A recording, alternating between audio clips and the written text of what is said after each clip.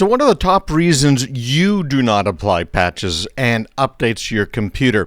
I've got the answers here looking at a few different companies, including one that does apply patches for them and many other people. I started investigating patches and updates years and years ago. I got hacked. You might have heard this before. I don't tell the story very often. But there are a lot of people that have been hacked. You've probably been hacked. I was hacked back in the early 90s when I was online. So this wasn't a hack of somebody sending me a disk or a thumb drive and then opening it up. In fact, the very first virus, near as we can tell, was delivered by one researcher to another researcher that he didn't like and brought down their computers, which of course also brought down their research ability, right? Putting everything in the computers, using them for analysis. This was way, way back then. Today, we have hackers that are going after absolutely everything. If you are a government, of course, you're under continual attack. The Chinese, the Russians, North Koreans, and others are all very busy trying to get into your systems, and vice versa. Look at what we did hacking Iran and all of their centrifuges to try and stop their ability to make some of these nuclear materials that were needed in order to make nuclear weapons. It was really something. It's a fun story. It might be well worth reading if you're interested. But the bottom line is, what we did was we had thumb drives. We wrote some specialized software because we knew what kind of hardware they were using that controlled these centrifuges and the centrifuges themselves. And so we wrote some special malware that, if it was run on a local control computer, would go ahead and show the technicians that everything was hunky-dory. All of those centrifuges were spinning at the right rate. Everything looked absolutely fantastic. And at the same time, what it was doing is destroying the centrifuges and making it so that they could not create any of this refined uranium or to make nuclear bombs. It cost them a lot of time and a lot of money in order to recover themselves. How did they do it? Well, we put that special software on those thumb drives. They went ahead and scattered these thumb drives around some coffee shops near the uranium enrichment facility, and one or more engineers grabbed those free thumb drives and took them with them, plugged them in at the refinery, at the scientific underground, no way anybody can get to it, laboratory where they're making this precursor for some of the nuclear materials, and plugged it into the computer. The computer then dutifully did what it was told. It found those centrifuges, it found the controllers that were being used, and managed to destroy them. That was a few years back. We now have people who are getting phishing emails that are designed by artificial intelligence, trying to get them to click on a link. So it might be an email link. It might be a link that's coming out of your text messages on your phone, WhatsApp, all of these other ones. They are sending these nasty little pieces of email to try and get you to click, right? It used to be called clickbait. I guess it kind of still is clickbait. Nowadays, we kind of reserve that term a little bit more for some of the advertising strategies that businesses use to try and get you to click on things in articles. But this is a real problem. It is such a problem that there are hundreds, if not sometimes thousands, of new patches released every month. Isn't that terrible? You think about that. Thousands of patches. What are they patching? Well, it's absolutely everything. Did you see just a few weeks ago, a guy hacked a Tesla in a matter of 3 minutes and was able to take total control over it? So this was at a conference where you hack it, you get to keep it. So the guy got himself his own Tesla, and I think it was $100,000 in cash by doing this. So guess who's got to get a patch? Well, Teslas have to get a patch in order to fix this and other problems. We've seen this before as well with Chrysler, where it was the entertainment system was hackable, and the entertainment system gave them access to the main controllers in the car. And unlike the Tesla, where they could kind of do anything they wanted, because remember, the Tesla is completely computer controlled. With the Chrysler, all they could do is drive it off the road while somebody is trying to drive it. Which is another thing I have a bit of a problem with, which is these drive-by-wire stuff. I've had that for years. I don't like it, where your brake pedal's not connected to the brakes, your steering wheel's not connected to the steering, your gas pedal's not connected to the engine, to the gas directly. None of it is.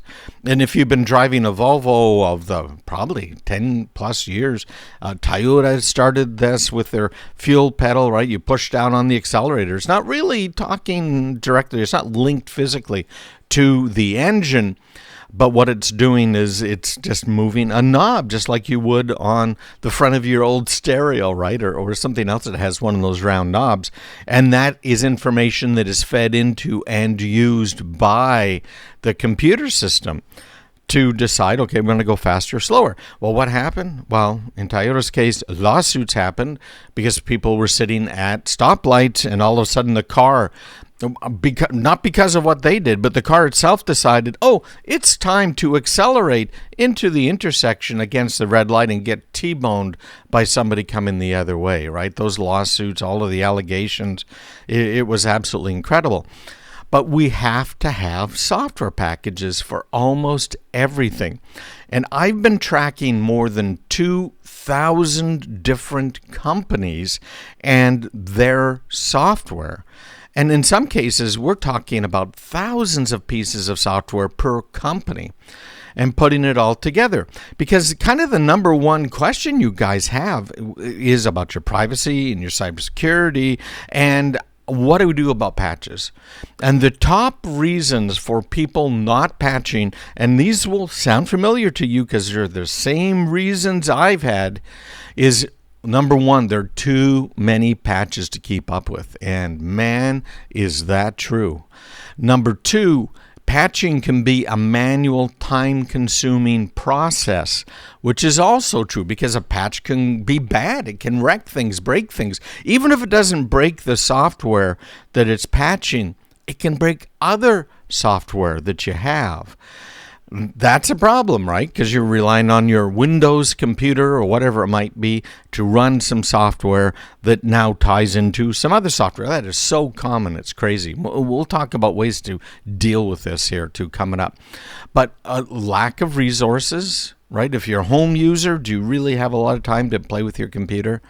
Even if you're retired, right? Retired doesn't mean you have an overabundance of time. And if you're a business, and particularly a small business, you're not going to have all the resources you're going to want. If you're a business, you got end user resistance. Hey, I need to use my computer. You can't have my computer. You just can't do that. Man, have I seen that one again and again. And we have a client that really cannot afford to have their computer put down, turned off, right, shut down, patched up, because they have some hardware attached to it that they have to use in order to do measurements and put all of that together. So it can be very legitimate resistance here in the end user space. And then, of course, the risk that you face of creating even more problems than it's worth, or bringing down the network. So we got to remember all of those. I'm going to kind of run through how can you make sure that you have the ability to know which patches really need to be patched right away, and also how do you do it? How do you keep yourself safe? Because there's ways to overcome everything really in that list other than not enough resources, because if you don't have the money or the time, it's going to be a little bit difficult. But at least I'm getting you started. You probably noticed that in my newsletter, with the patch aware little feature that's included in there now, and where I'm highlighting based on actual insurance industry data, where they're saying, talking about claims, what's really happening. They're saying what's going to be happening in the month to come or months to come. And I'm combining that with information we're getting from the federal government, from private organizations. It's all pretty complicated. I'm trying to make it really simple for you, and that's what the whole patch aware thing is about. And I'd love your feedback on it. You're getting it in the email. Hit reply. Let me know what you think about what I wrote. And if you click on the link in my patch aware stuff, you will be taken to a web page that I put together. And all that's on that web page is on my website, on my normal website. All that's on it is what you need to do, why you need to do it, and how to do it. And I even, with the very first one that I did, I even included about 20, 30 different resources that you could click on right there. So it's all there. Hopefully it'll make life a little bit better. And we're going to talk a whole lot more about it, so don't go anywhere. Make sure you are on my free newsletter by doing one simple thing. Go to the now repaired and properly working craigpeterson.com/subscribe page. You can sign up there for free. I'll send you some of my most popular stuff right out of the gate. craigpeterson.com/subscribe. So let's talk about the first problem, which is there are too many patches to keep up with. And the basics of what you can do here, because most of the time there's a fairly simple solution to making sure you got the most important patches. We all have to patch, like it or not. We've talked before about what needs to happen with, for instance, your Wi-Fi, with your router at your house, at your business. And so many small businesses, particularly SOHOs, small office, home office, are using the routers and the Wi-Fi that they bought at the local big box retailer. Now, that's a bit of a problem most of the time. But nowadays, it's not as much as it used to be, because many of these routers provide, and Wi-Fi hotspots provide some really good technology to keep them up to date. That is phenomenal, because back in the day, you'd either have to load up special software like WRT, which I did, in order to keep it up to date and get more functionality out of those, like Netgear and some of the others. But you also had to reflash the firmware whenever there was an update. So people just didn't bother. And then we found some serious... Why the hell? Oh, I see your Mo's Galaxy S22 microphone. How about I stop all of the recording and ask if you want to use it? Do not show this.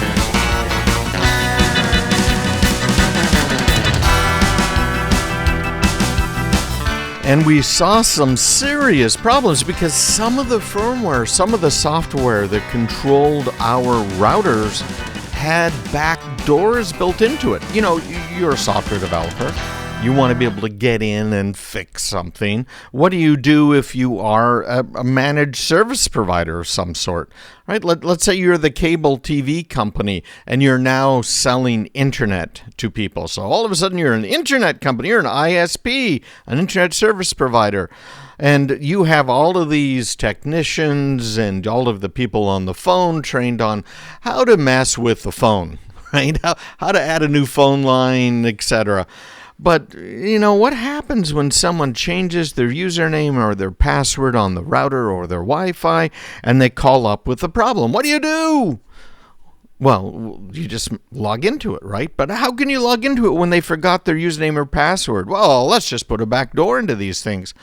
Happens all of the time. We're not just talking about espionage here or the uranium processing that they were trying to do. No, they were doing that all of the time. And then the bad guys would find it.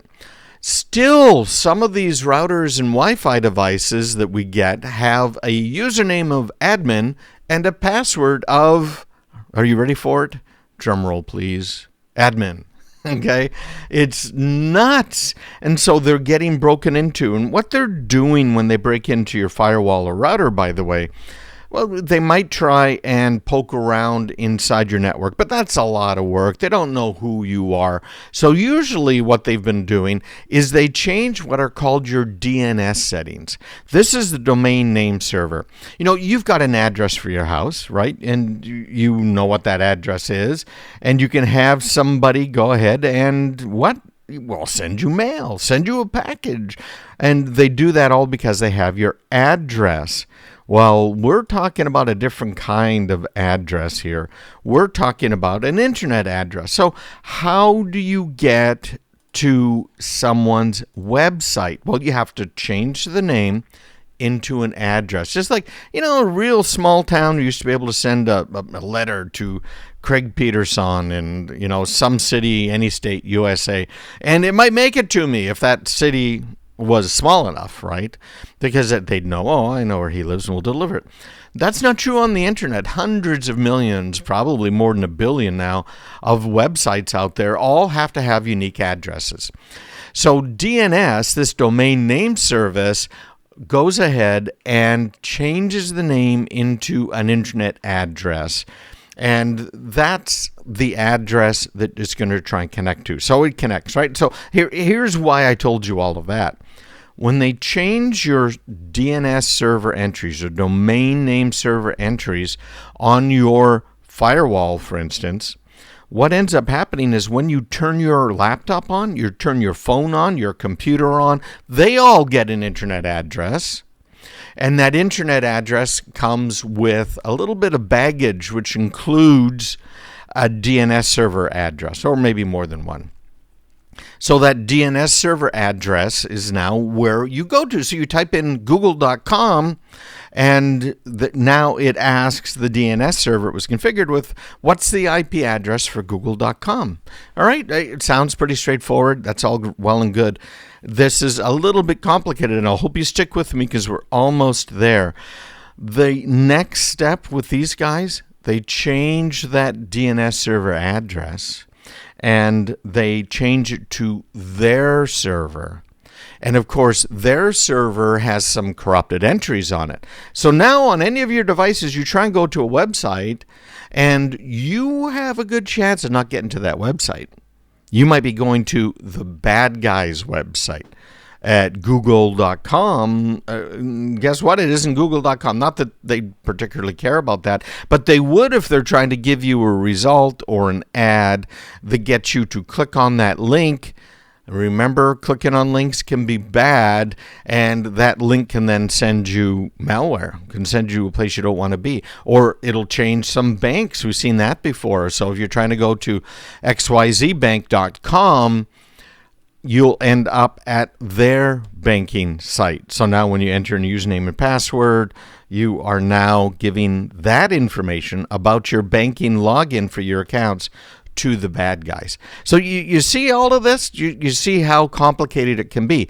That's why you want to make sure when you buy a router, or you buy a firewall, or you buy a Wi-Fi device of some sort, you want to make sure that that device gets updates. Now, here's one of the problems. Devices don't get updates for long for most manufacturers.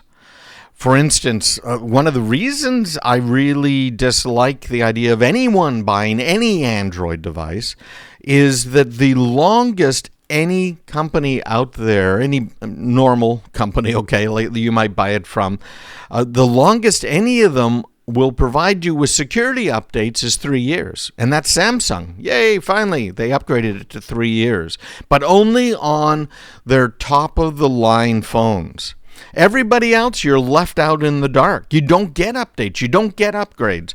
And even when there is an update that, let's say, Google releases for Google Chrome, or the operating system that you're running, that Android operating system on your phone, there's a big difference in how quickly you get those updates. Google Chrome you're going to get almost immediately, but the Android operating system itself, well, Google has to come up with the changes. They have to give it to their distribution partners. So that would be somebody like a Samsung, for instance. And Samsung now has to take those changes and work them into its platform. You know what a platform is? Well, you realize that when you look at a Samsung phone and compare it to another phone out there, you know how it looks different, right? Well, it is different. They've made changes to that user interface, but underneath it all, they're using different hardware. They might have different stuff built in for the chips, for the Wi-Fi, for the connecting to the cell network. They have different processor chips, different memory chips, right? Everything in them is different. So the typical time from the time Google releases a security release until it's there on your phone, if your phone is supported, is 3 to 6 months. And something like the last statistic I saw, something like 85, I think it was, % of Android devices that are out there cannot get a single update at all for any security problems. Well, compared to Apple, and some people just, go, Apple, oh, you're crazy.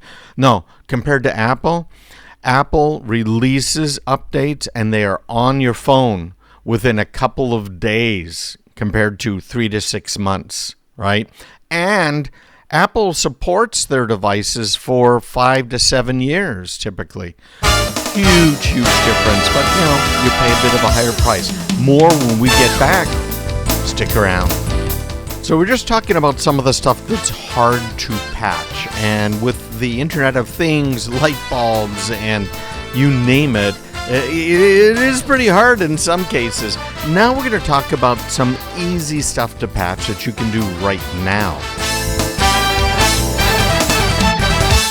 Well, I got to say that my newsletter this week was one of the tougher ones.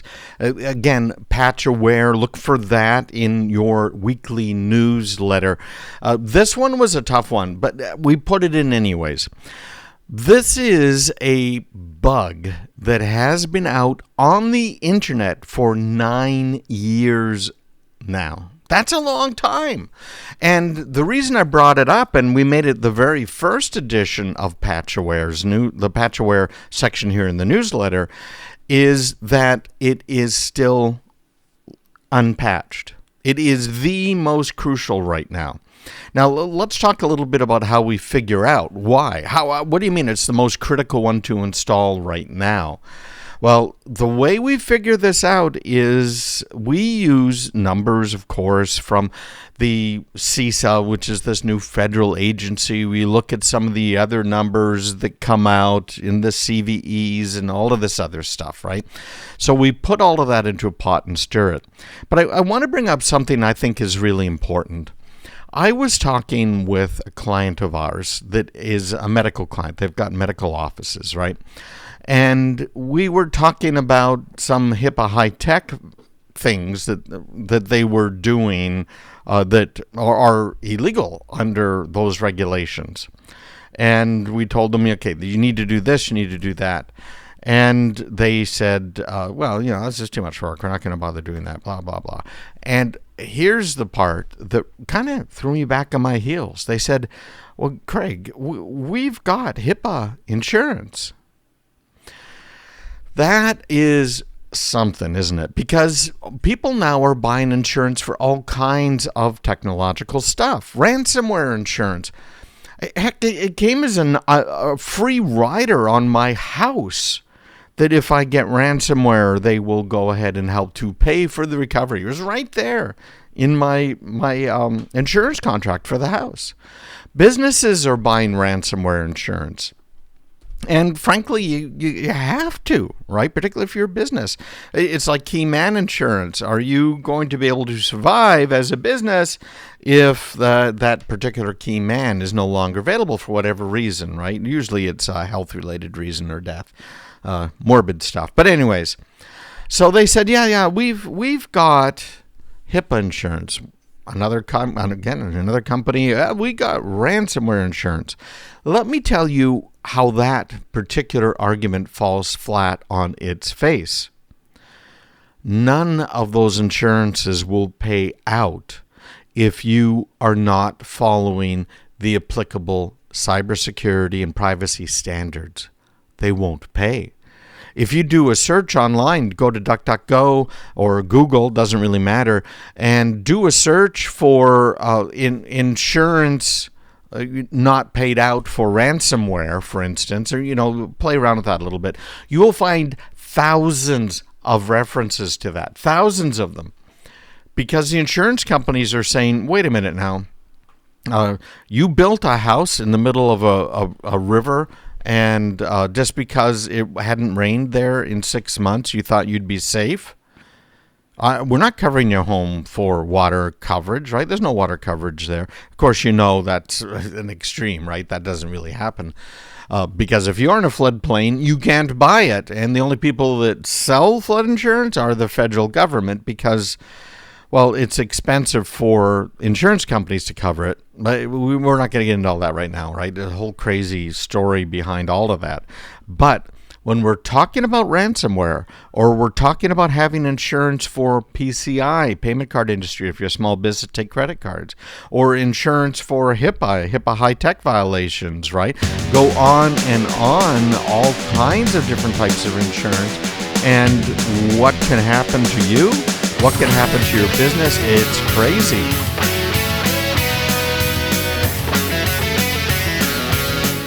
So the big problem here that they didn't consider is, you bought insurance, you are violating your insurance agreement, and you somehow expect the insurer to pay out when you have a problem, right? Either an auditor comes in and you get fined, or something happens to customer's data and you get sued. Right? It goes on and on. So there are some very serious problems. So what I've done is I'm also taking the insurance industry data. When companies or individuals, but mostly companies, are compromised, why are they compromised? How were they compromised? That's a better question, right? How did the bad guys get in? What did the bad guys do? What were the claims that were filed? Number one was my first Patch Aware newsletter info there, and this is just in the standard free newsletter, was this Heartbleed bug. Now, if you're using a regular old Windows computer or Mac, and you keep it up to date, you are safe. Now, that's what I wanted to talk about here from the easy way to do patching. You have to turn it on. And if you're using Windows and it's just a home version, you don't get to turn it off. I don't think, the last I checked, they made it so you could not turn it off and you could not delay them. I got a call from a listener who runs a law office, and they had papers due to the court, and right in the middle of getting that all done, Microsoft decided to apply patches to their computers. They're using a home version, and there's no way to stop it that we knew of other than some stuff that's kind of destructive. It's probably better let it finish. But, court filings and all by 4 p.m. get to be a bit of an issue. So anyways, turn that on.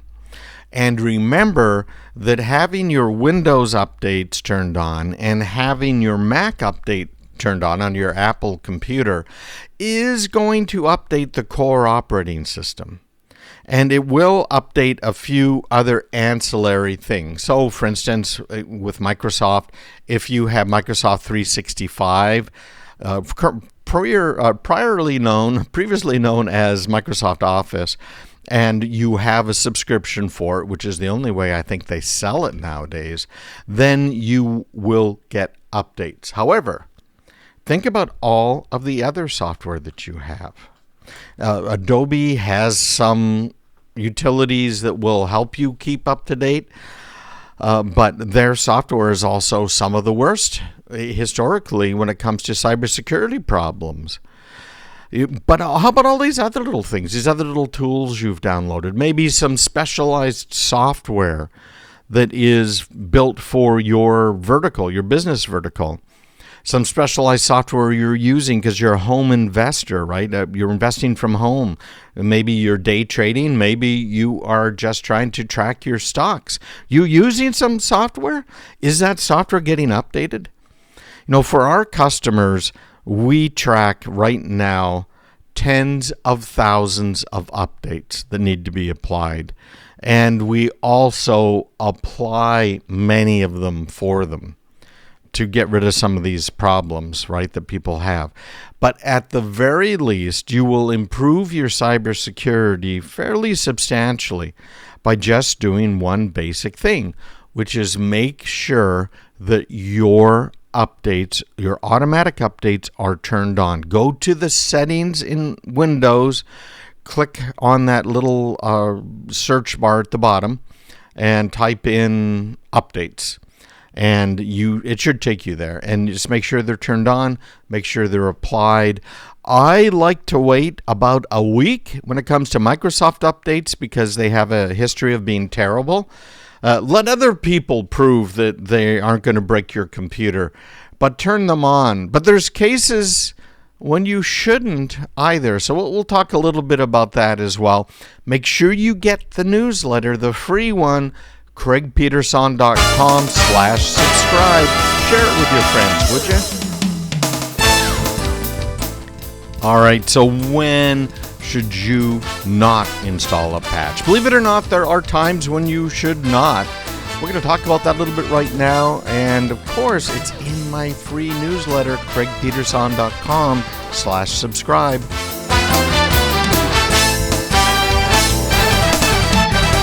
If you've been around long enough, we've all seen the problems with installing patches.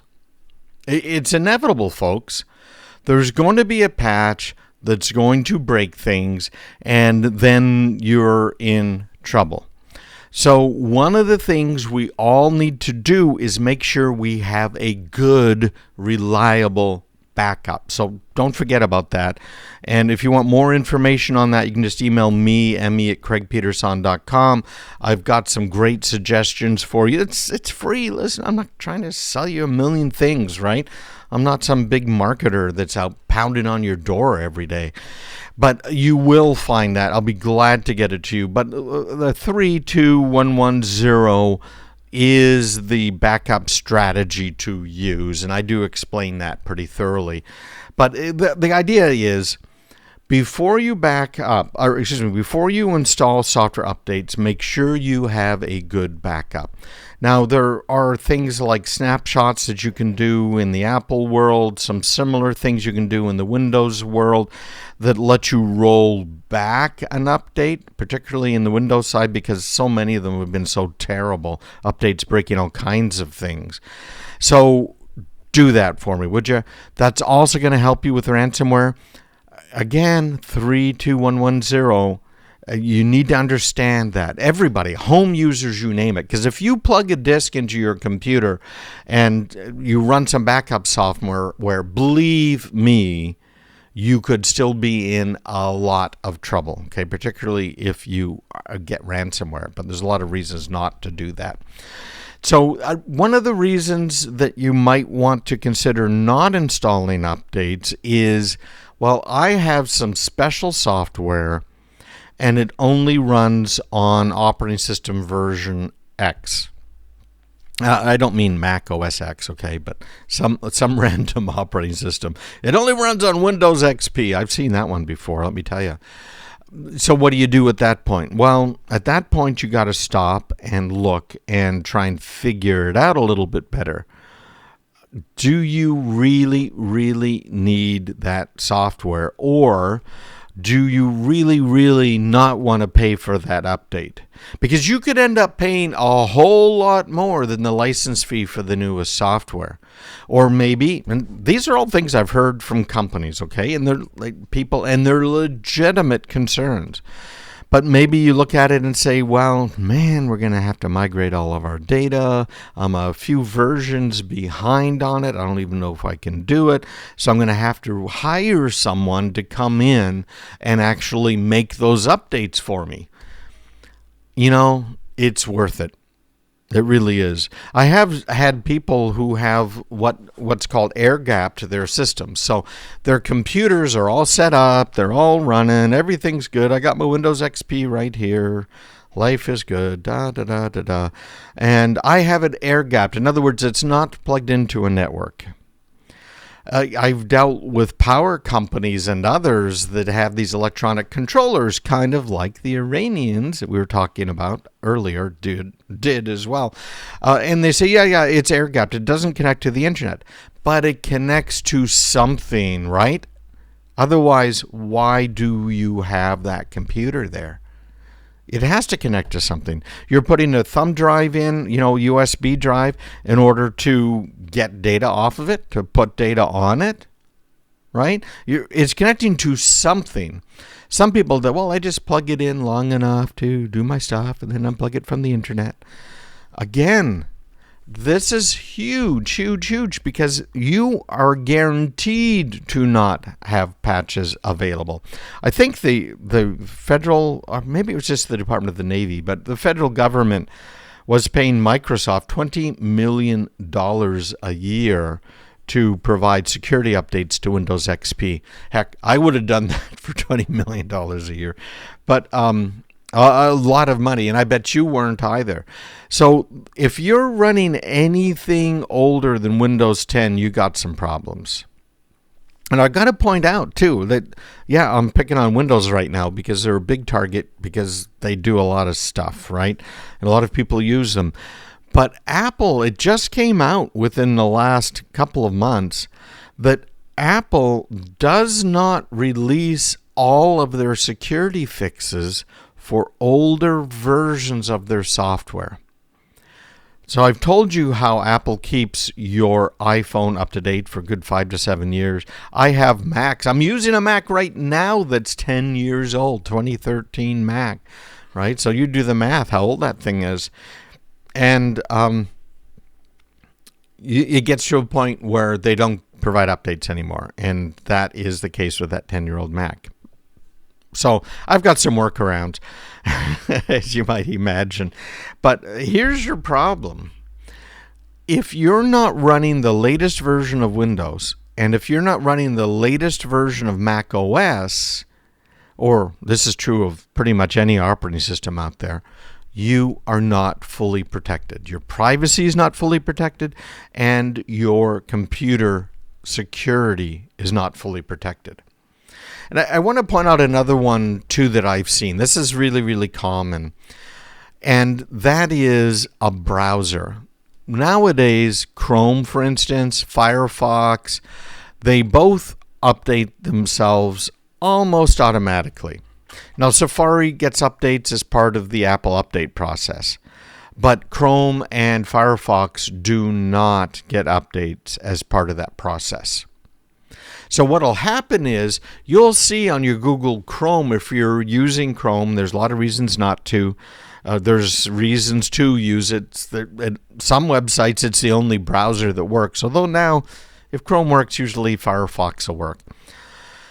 In the top or near the top right of the screen, it'll have a little, it's usually amber, orangey, or red box that says Update Chrome.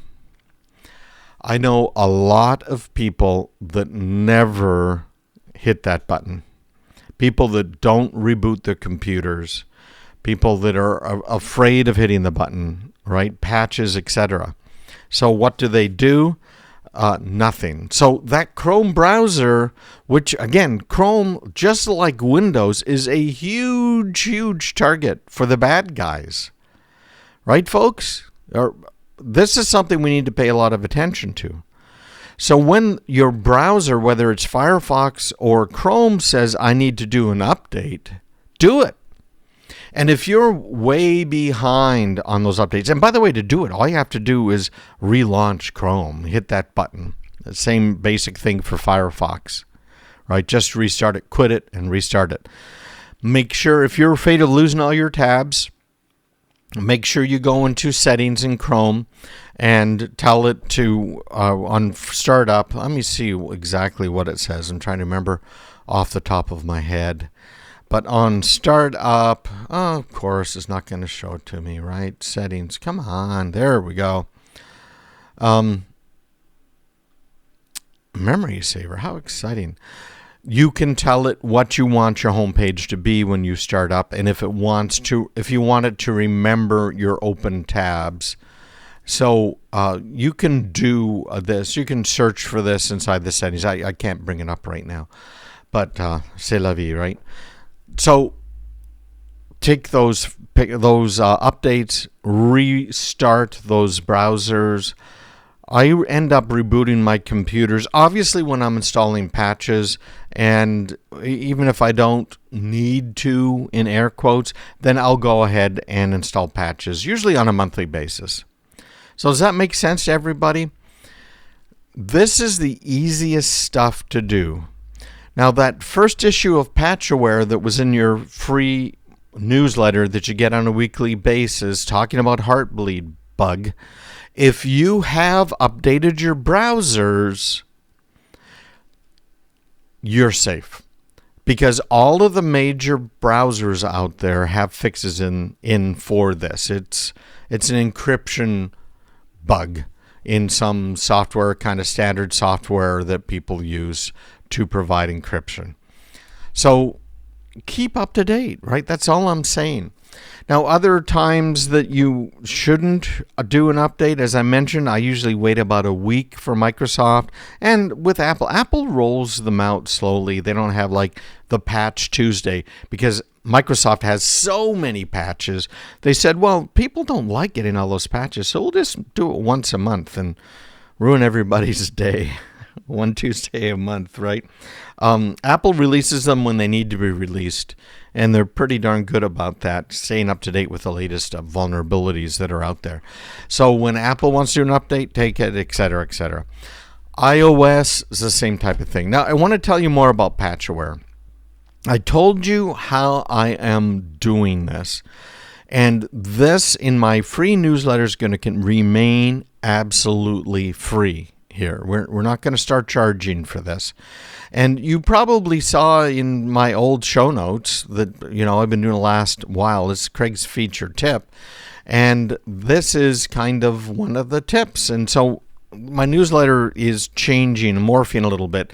We're going to try and do a Patch Aware every week and a featured tip. And the featured tips that are in the free newsletter are what to do in order to help keep you safer or what's going on out there. So, for instance, I had a featured tip a couple of weeks ago, featured tip on ransomware. Ransomware revealed the truth about cybercriminals holding your data hostage and how to protect yourself. So I have a summary in here, but it's important that you click on the link that takes you to my website, because that's where all of the real information is, right? I've got, 150 words, I would guess, here in the newsletter about the ransomware stuff, but I have probably more like 1,000 words on the webpage, plus steps what to do. I actually break it down per operating system, per browser, everything out. So this is free. This is going to remain free. If you want to hire me, go ahead. But this is a public service that I'm doing and have been doing now for more than 20 years. So, yeah, a long time on the radio, eh? And one of the first podcasters out there, although I stopped podcasting for a while. Anyways, I'm doing it again. Have a great time. Make sure you visit me online. It is so important because there's a whole lot more coming right up. We had some questions about my featured tip that's in the newsletter. This one was called Staying Ahead of the Curve, Uncovering the Most Dangerous Cyber Threats to Small Business. And I give some step-by-step instructions. So we're going to go through this because it applies to businesses as well as home users. There are so many threats out there. And so what we've been doing, when I say we, I mean my wife and I, is putting together these featured tips in our free newsletter that goes out every week. And it is rather extensive. We're trying to do a very good job on this. She's already got 50 of them written. So there's at least a year's worth of these coming out in the newsletters. And they're designed to try and keep it simple, giving you step-by-step instructions and making it so that it's only going to take you 5 or 10 minutes to lock something down. So rather than going to one of my bigger courses or whatever, if you want to try and keep your small business computers or your home machines safe, all you have to do is read this every week and just, make a little change here and there. We're trying to make it very simple. But we also have to remember that when it comes to cybersecurity, it's not a one and done situation. Cybersecurity is something you have to stay on top of. So I don't want you to think either that this means, ta-da, you're all set, right? You've got to keep up with stuff. And that's the reason you read the newsletter, I think, in most cases.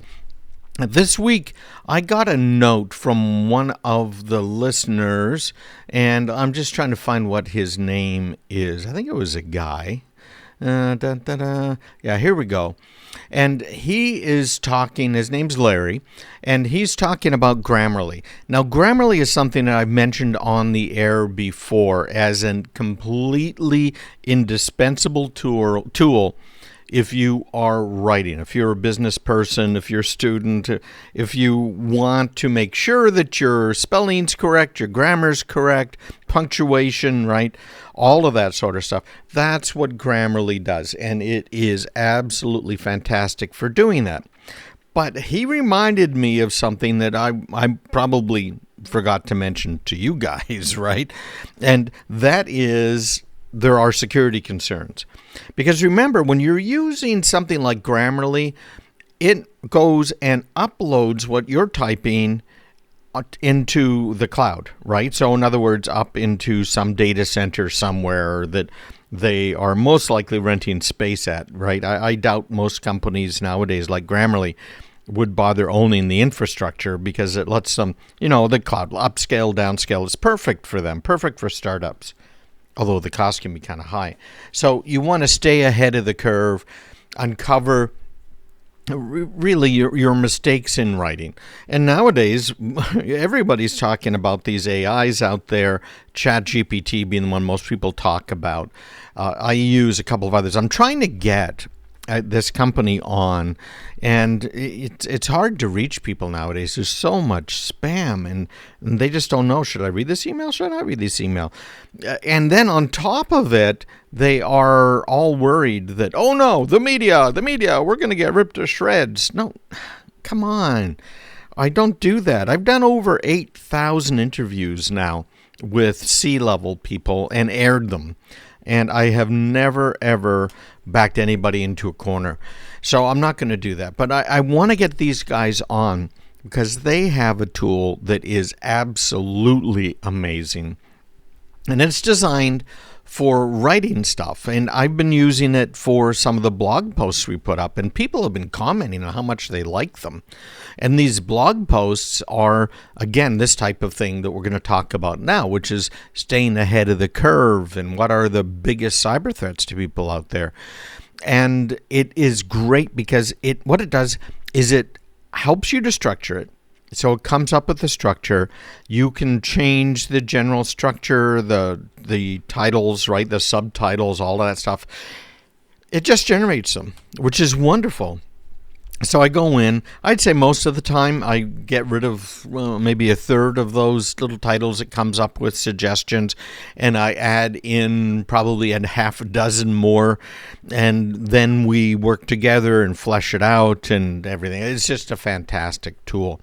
And it is an AI, but again, remember, AIs cannot be trusted, but they are great when you're writing. And you got that good old writer's block, and that's exactly what this particular AI is aiming at, is people that have to do writing, not necessarily for a living, but have to write stuff. So if you're an HR department, et cetera, et cetera.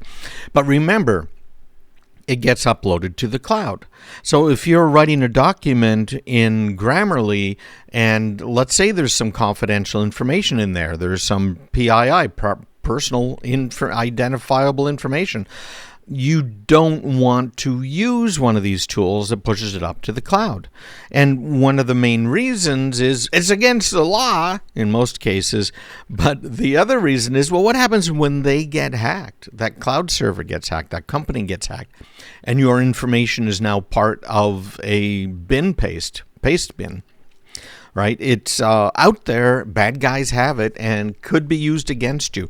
So you got to keep that in mind. And again, I want to thank Larry for pointing that out. It's a very good point. And I did try Grammarly on my phone, and Grammarly has a keyboard. So as you're typing, it's sending what you're typing up to the cloud, and it is helping you to fix grammatical problems with it. And I expect here shortly it'll even help you write whatever you're typing. So that means text messages. That means whatever document you might be working on, whatever website you might be on, and it's going up to the cloud instantly. Now, one of the nice things about the Grammarly keyboard and using it on iOS, if you are down in the typing area, you can select your keyboard. So in mine, I've got two keyboards. I've got an English keyboard and a French-Canadian keyboard that I use. And obviously, those are designed for different languages and what you might want to type in. It's kind of handy, by the way, if you're multilingual, because it will even let you type in another language than your keyboard is set to. So you can be typing in English and throw in a French phrase, and it will go ahead and do it all the French stuff for you. But be very concerned about stuff like this, right? Pay attention. It's so easy to use, and it is so helpful. We kind of many times overlook some of the security threats that are involved. If you're using Google Docs, I put together my Insider Show Notes newsletter, the one that has that featured tip every week. I put it together along with my team in Google Docs. Now, I'm not worried if somebody steals it because we're going to post this on the website. It's going to go out in the email, Insider Show Notes, or, it's going to go out there somewhere. So I'm just not worried about it. But, be careful, because if you're used to using it for stuff that doesn't really matter, it's not regulated, it's not personally identifiable, doesn't have your bank account in it, it just gets so easy to kind of forget about that.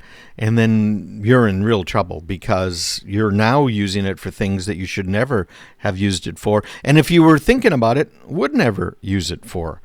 So a little word of advice, and thanks, Larry, for the reminder again about that particular problem. So let's get into this here. We're going to cover right now, we only got a couple of minutes left in this segment. But here's the high level, okay? There's a lot of different cyber threats out there. They are changing every week. Every patch Tuesday, Microsoft releases new patches, including what are called 0 days. And a 0 day means, hey, you have no defense against this particular type of attack unless you install this patch. That's what 0 day means in the Microsoft Patch Tuesday world, okay? There are many of them out there. And that's part of what we're going to be doing here is helping you guys know about which particular patches matter to you, which ones are being actively exploited, which ones are expected to be exploited within the next 30 days. Isn't that exciting? So I'm going to be doing that sometime soon. Man, I've been working on that code for about 6 months, and I'm almost there, almost done. So that's going to be a good thing for everybody. So let me just give you the top 6 points, and then we're going to dive into them a little bit because we had questions, as I mentioned, about some of the details. So ransomware attack, that's kind of a big deal. If you're a business, if you're an individual, it is as well. But hopefully you're doing backups. But we we'll talk about this, okay? Because there's types of backups you should be doing and other types that just aren't going to work. Phishing scams that are out there, what are called advanced persistent threats, those are a very, very big deal. Insider threats, man, those have been around forever, haven't they? Let's see, distributed denial of service attacks and the information of things botnets. Now, this is really kind of interesting, too, because, man, botnets have also been around for a while now in the computer internet world.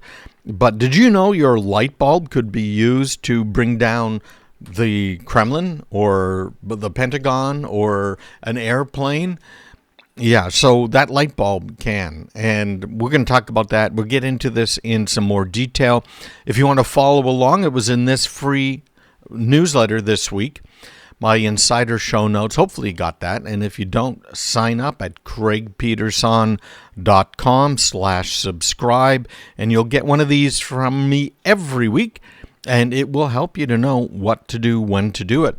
We've also got a really interesting article I wrote about the new hunter-killer satellites that are preparing for space war. And we're talking about some private industry that's doing this as well. It isn't just government. Topic 1 here for what to be careful of is ransomware attacks. So we're going to tell you what you can do to help prevent them, to help cure them. And there's a little bit of good news here, not just on the horizon, but that's happened recently. We're following along the article that I had in my newsletter. Of course, we've done a few things differently lately, but the biggest one that a lot of people have commented on is Craig's featured tip. And this week, we're talking about the most dangerous cyber threats to small businesses and what you can do about them. Now, I have been very busy in updating the article on the website. So there's just a very brief summary in the newsletter. That way, if you're reading the newsletter and you don't care about this sort of thing, you can just kind of skim over it and move on to the next article. There's usually 6 to 8 different articles that I have in there. And some of them are mine, some of them are from third-party sites, etc. But it's all there in the newsletter. And then the link in the newsletter is going to take you to this rather detailed article that Karen and I wrote that really talks about all of this stuff and what you should be doing. I just noticed a typo. Let me fix that. So, number 1 here, the cyber threats. They're a growing concern, not just for business, but for individuals as well. And the very first one on this list is ransomware attacks. Now, again, follow that link. It's up on my website, and you'll get all of this description.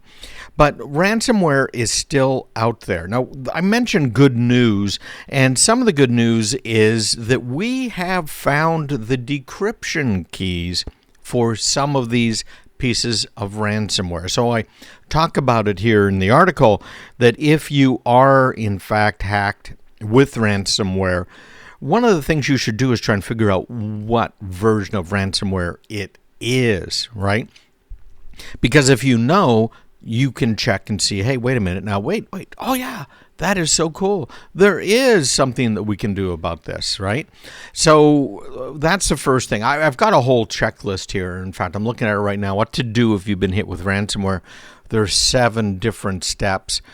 But the reasons you should be concerned about it are financial loss, because, of course, you might be strong-armed into paying a ransom if you don't have really good backups, if you don't have a good way to restore.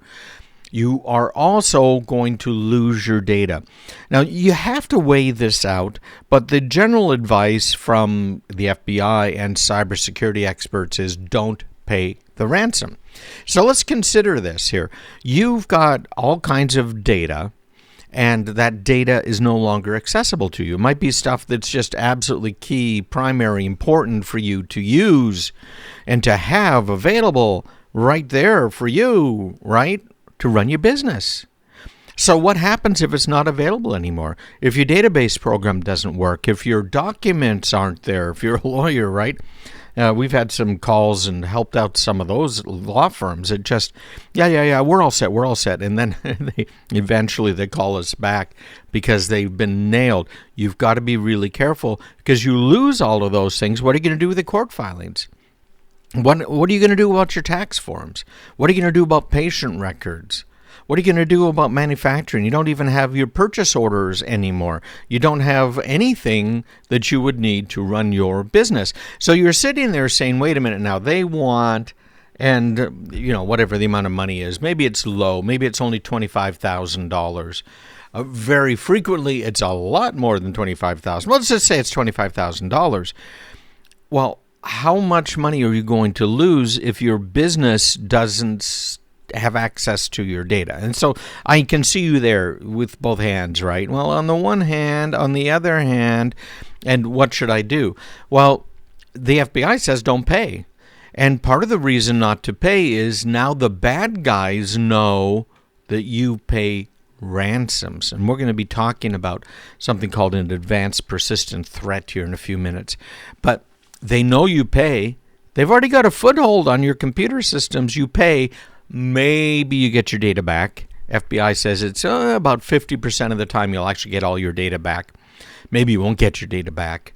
We've talked about these guys before. It's incredible. You've got ransomware as a service people out there. They got tech support people. They kind of got everything. But your data loss is probably what's going to hurt your business the most. So what are you going to do? Right? Well, there's things you should have done before, but, and that includes backup. We'll be talking about that here a little bit later.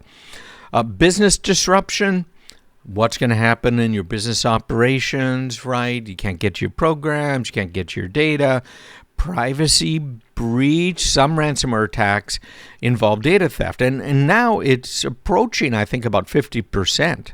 Half of them have your data. The first thing they do, they put some software on your computer, and then over the next few weeks, they poke around. They look at your network drives, right? Your J drive and your E drive and whatever you might have called those network drives. So they poke around, they scan around, trying to find, okay, what have we got out there? Okay, here's some Excel files, here's some Word docs, here's some other things. And then they evaluate all of that and say, oh, okay, well, interesting. And then they download them if they look particularly interesting. So they now have all of your data files. And then comes the double ransom. So they're saying, hey, listen, pay up, guy, or we're not going to decrypt your data or give you the key, whatever it is they're going to do for you. And then after you've done that, they say, oh, by the way, we have all this sensitive data of yours. And unless you pay us X more dollars, we're going to release it to the whole wide world. Interesting, isn't it? So now you're looking at a potential privacy breach. Do you have information on your computers, could be in a spreadsheet, could be in a Word doc, could be in a database, that is personally identifiable information, particularly on individuals? Names, addresses, phone numbers, that's all you need right there. And maybe you have more, maybe you have a social security number, etc. Be darn careful with that data, because in most states now, you have to report it. Many states have a fine. They'll look into it. Okay, so what are you doing? How are you doing it? What should you have done? And if you didn't do what they thought you should have done, bammo, you are nailed. You're in big trouble. So be careful of that. And of course, reputation damage. Look at what happened with SolarWinds. I was just talking about them yesterday. SolarWinds is a company that makes tools used by managed services providers. And they provide all kinds of just totally wonderful tools. Right? Yeah. Nothing to worry about here. So SolarWinds was out there, and they had monitoring tools that they were selling. They still do, if you can believe it. They're still in business. And their tools were used as a launching platform by the bad guys to get into hundreds of thousands of businesses out there. Yeah, they're still in business. It just shocks me. So, reputation damage? You betcha. Right? We don't use SolarWinds. We, in fact, approached them before they were hacked, telling them about the potential problems. In fact, maybe I should talk to an attorney about that. Maybe there's something there. But we warned them about it, and so we canceled their contract. Unfortunately, most places don't know enough about cybersecurity to realize what a hole they had even before they were breached. So what do you do if you've been hit with ransomware? I've got the list, 7 things. If you want me to send it to you, just email me, me@craigpeterson.com. You can click through the link in this week's newsletter as well. Hopefully you got it. It's called Stay Ahead of the Curve, Uncovering the Most Dangerous Cyber Threats to Small Business. And remember, too, it isn't just small business. These threats are presented to you as home users as well. So when we come back, we got more to talk about. Phishing scams, what you should know, advanced persistent threats, and a whole lot more. Online, craigpeterson.com/subscribe and get that free newsletter. We're running through some of the top threats right now when it comes to your data. Particularly interesting here is the threat to small business, but every one of these applies to home users. You could lose everything.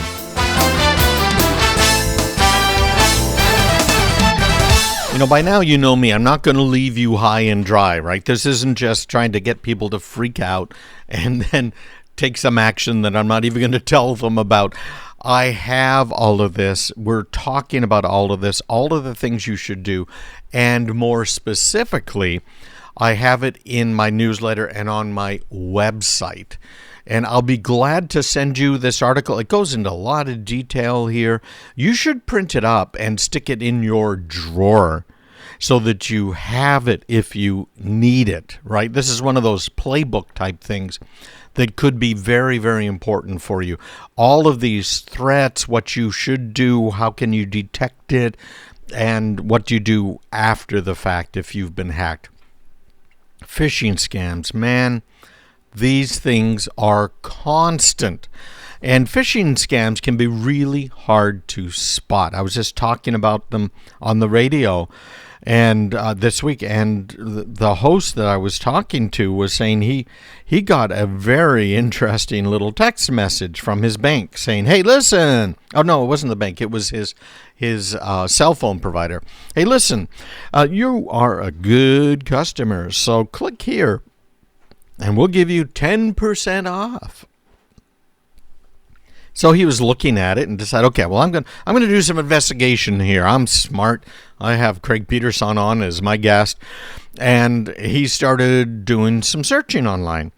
And he found online that, there's, there's my provider, cell phone provider. Yeah, they do have customer loyalty discounts. Yeah, and it's 10%.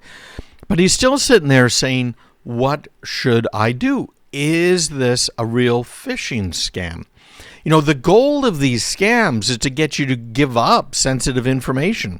Things like your usernames, your passwords, credit card details.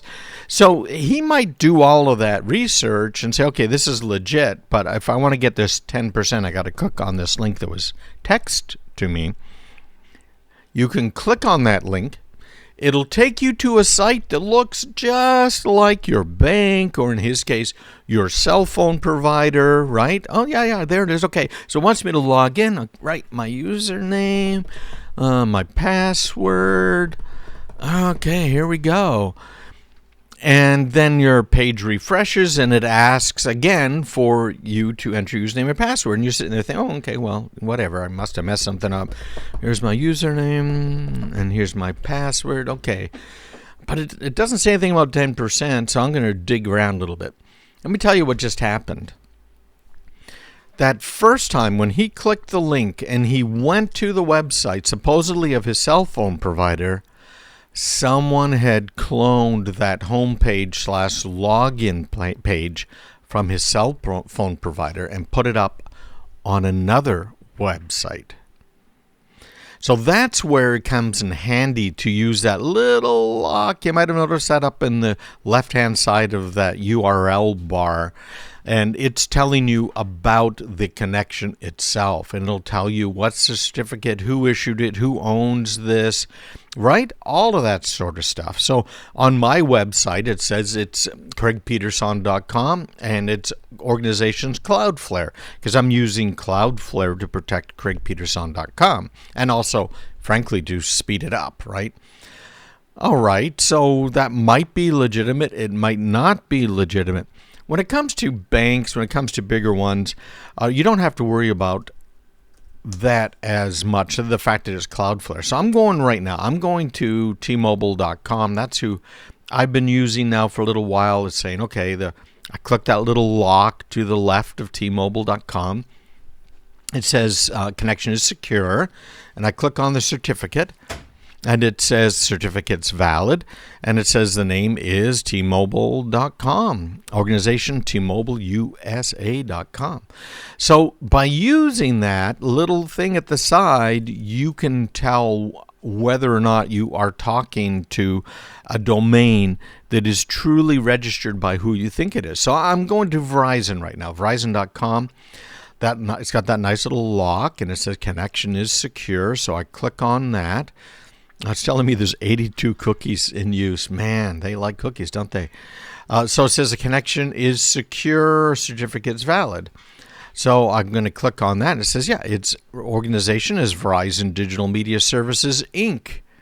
All right, so that's probably their website. Now, what I don't want you to do is to do what I've seen done sometimes as much as a third of the time when people are coming to craigpeterson.com. You can type craigpeterson.com into the URL bar. That's the bar pretty much right at the top of the web browser. Now, if you're obviously using a mobile device, nowadays they're at the bottom if you're using an Apple iOS device, right? But you know where that URL bar is. It tells you who it is that you are talking to, what the page is. It tells you all that wonderful stuff. Good. Okay. Here's the problem. A lot of people, by default, when they open their browser, it's got a search box from Bing or a search box from Google or maybe DuckDuckGo. Could be a lot of different places, right? Got that nice little search box. So people will go ahead and type into that search box, craigpeterson.com. That's not where you're supposed to type it. So if you type in craigpeterson.com there, right at the top, it shows Craig Peterson, reliable cybersecurity for small business, it says, right? Make your cybersecurity compliance frustrations disappear quickly. NIST 800-171, CMMC, DFARS, blah, blah, blah, blah, right? All of this stuff. All right. And it's showing the URL is https://craigpeterson.com. You like it? Okay. So far, so good. The problem is there are ways to poison the search engines, and it's been done many times. And this happened to my father. My dad had a problem with Windows. So what does he do? He goes online and he does a search for Microsoft Tech Support. And he ends up with a scammer. Yeah, pretty bad, eh? Yeah, the security guy, his dad. However, my stepmother was kind of looking over her shoulder and gave me a call on the side and said, here's what's happening with your dad right now. So we hopped on his computer remotely and poked around and took care of some things for him. And it was pretty scary.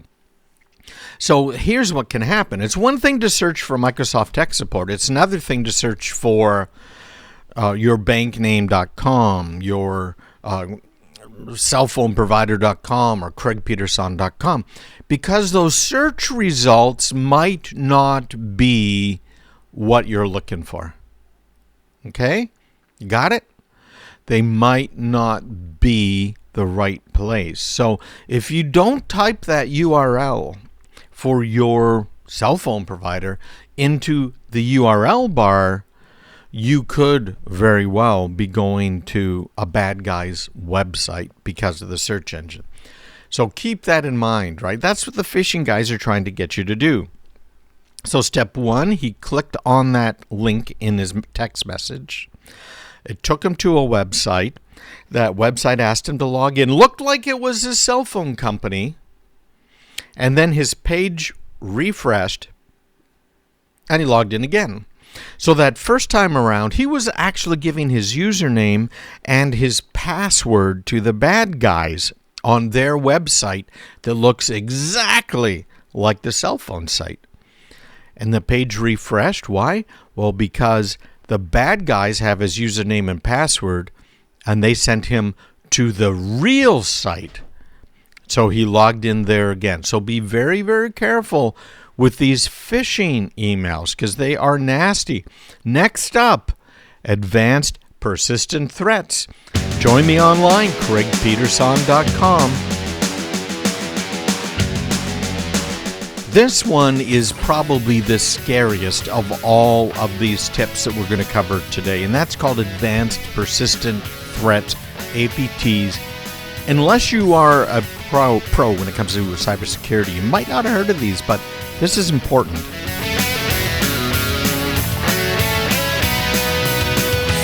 Well, so far we've talked about ransomware, including what to do if you've been hit with ransomware, but what are the attacks? How could it affect you? We talked about phishing scams, and we didn't have time to go through the concerns you should have, but in some ways they're pretty obvious. And I'd be glad to send you a link to this article. Believe me, I'm not going to harass you or anything else. Just email me, me@craigpeterson.com, and ask for it, and I'll send it to you. If you don't say anything in the email, other than send it to me at craigpeterson.com, you may not get a response because I don't know what you want. You're not talking to an automated system. You're talking to Mary or maybe Karen or I. You're not talking to an automated system. It's just going to start blurring you with all kinds of stuff. So make sure you reach out. Just email me at craigpeterson.com. Be glad to get back with you. Also, there are a couple of other things we may not get to today besides advanced persistent threats, but the insider threats, distributed denial of service attacks, IoT botnets, all of that is explained in this article that I'll be more than glad to send to you. Just email me at craigpeterson.com. Now, let's get into this here. The advanced persistent threats. I don't think most people have heard of these, but you'll understand the concept. This is a type of cyber attack where it's a group, really, of skilled and well-funded attackers. Many times they are what we call state actors. In other words, there might be North Koreans, there might be Russians, there might be, one of those guys. But they use some pretty sophisticated techniques in order to get unauthorized access to your computer network or your computers. And the idea is once they gain access, they're going to keep up a long-term presence on your network without being detected. That's their goal. Right now, sometimes you can detect them. If they're really good, they're going to be really hard to detect. And the attacks themselves can often last for months or even years. That makes them way more dangerous than other forms of malware. And this is actually a very common type of attack. They'll get onto your network, they will poke around, they will find stuff, they will upload it, they might sell it to somebody, maybe even a competitor of yours, and then they might do something even worse. And I have seen cases where somebody got into a network of a business, and this is true for government agencies. I think there was even a DoD, Department of Defense one recently, and they'll steal some stuff, and then, they don't want to really hurt you too bad right off the bat. It's like a fox. I have chickens. I have chickens and I have bees, and we have cats, and we have a dog, right? All of that sort of stuff. But when it comes to the chickens, I let them free range. So they go out in the pasture, and, they eat bugs and weed seeds and stuff, and they just have an all-around good time. They love doing that sort of thing. But we also have foxes in the area. Foxes are interesting hunters. they won't just come and kill every chicken. They will maybe kill 2 or 3, and they will take them back to the den, usually one at a time. So they'll come back and pick it up. But they won't come back to my chicken yard, if you will, for a while. They actually move around. So they try not to over-harvest an area. So they took some of my chickens, and then they're going to go and steal and eat somebody's cat, and maybe they'll find some wild rabbits. And, of course, they eat mice, field mice, voles, moles, all that sort of thing, right? And they'll just keep moving. So they might not come back to my chickens for a few months. Well, that's very similar to how these advanced persistent threats work. These attacks will often last for months or even years. And the bad guys will get onto your systems. They'll find some stuff that they can either sell or use, and then kind of leave you alone. They'll take it, obviously, and do their thing with it. But they're not about to ransom, encrypt all of your data. Makes sense? So governments and these criminal groups are the ones that are usually using the advanced persistent threats. So here are some reasons you should be very concerned about these. Number one, obviously, is the persistence, right? It's right there in the name. They're designed to remain undetected for a long time, so the bad guys can get at sensitive data. They can get at the person identifiable information, trade secrets, intellectual property, customer data, right? They're targeted, very highly targeted. Unlike phishing attacks, and of course their payload could be ransomware, which are sent out just to anybody's email address they can find, usually. Phishing can be a little different. I have seen phishing attacks that are pretty well planned, so you got to be careful of some of those things that are out there, okay? But these things are sophisticated. They use social engineering. They'll pretend they are tech support, etc. I was really impressed with one of my clients. This is a new client, and they're so happy to have us. But we went out to one of their facilities to remove all of this old software that this other managed services provider was using, all of the SolarWinds and this other not so great software. We'll just leave it at that. And the employees there had us wait until they could confirm we are who we say we are. That was impressive, okay? Because that is what's called a social engineering attack. It's one of the types where you pretend, or the bad guys pretend they're the IT people. And as the IT people, they want access to the computers. Now they have access to the computers, they go ahead and put their software on. Now they're not likely to show up at your door unless they're really after you. Governments might show up at your door pretending they are someone who they're not. But expect a phone call, okay? It happens all of the time. They'll also use some of these zero-day exploits that we hear about every month from Microsoft. I love how there's Microsoft Patch Tuesday. They put that in place because there were so many patches every day. They were getting a black eye. So, yeah. Don't worry about it, people. We might leave you exposed for 30 days, maybe 60 or 90 days, but don't worry about it. Microsoft drives me crazy. Obviously, there's a risk of financial loss. Very, very big deal. You could lose your financial information. We had that happen to a client as well, where there twice now, I think, 2 different clients, where all of the money was stolen out of their operating account. Obviously, reputation can be damaged. You could get regulatory fines. And one thing about an advanced persistent threat that isn't the case with so many other things is it can take a lot of resources in order to recover from it.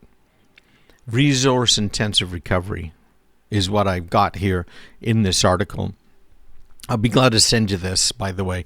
All 7 points on this, as well as everything else. Just email me at craigpeterson.com. I'm glad to get it out to you. So you're going to have to conduct a very thorough investigation, figure out what happened, how they got in, close those holes. then you have to do some more remediation here. You're going to obviously have to improve your cybersecurity measures, and you're going to have to reinstall all of your computers that might have potentially been touched by these bad guys. And I don't mean, I'm going to restore from backup, because you're probably going to restore the advanced persistent threat software, right, that you're trying to get rid of. I mean, you are installing from scratch. You're erasing the machine. Nowadays, there's even another problem, which is the machine itself may have had its boot files modified. Think of it as the BIOS from the old days. So every time your computer boots up, even if you reinstalled Windows, it's going to reinstall their malware. Insider threats, I'm going to go pretty fast here now because we're almost out of time for this segment. But insider threats are the most common type of cyber attack, believe it or not. So what is an insider? It's anybody working for you, could be a contractor, anybody that has access to your systems and data. So remember that. And their motivation could be money, could be revenge, could be ideology, right? They just hate the fact that you like something or vice versa. And it also could just be a desire to steal data, disrupt operations. And think about all of the times that it's hit the news, particularly in the automotive sector, where people have left one company, Google, Apple, Uber, those types of companies, and they brought with them a treasure trove, not just of knowledge, but of data from the company. So they're stealing plans, they're stealing all of this stuff. Very, very bad. So keep in mind, disgruntled employees could steal property. They can steal proprietary information. They could sell it on the black market. They could sell it to their new boss. The Chinese pay dearly for some of this information. Could be employees that are exposing some of your sensitive data, information, intellectual property because of poor password management. They might use the same password everywhere online and the same email address or username. Could be an employee who's deliberately tampering with your systems to damage them. And we've seen that again and again. That's why you've got to make sure you are using a system that will, in fact, allow you to completely disconnect them. Think of what happened here recently with some of these layoffs and firings in these big tech companies like Twitter and all. What happened? They were fired, and the way they found out is their email didn't work anymore. You have to be one single switch that cuts off all access. So there's more. It's right there in this article. Distributed denial of service, IoT botnets, different types of cyber attacks, point after point after point. And it's all available for you. Just email me, me@craigpeterson.com, or maybe you got it in my insider show notes already. Check there. But man, this stuff's important.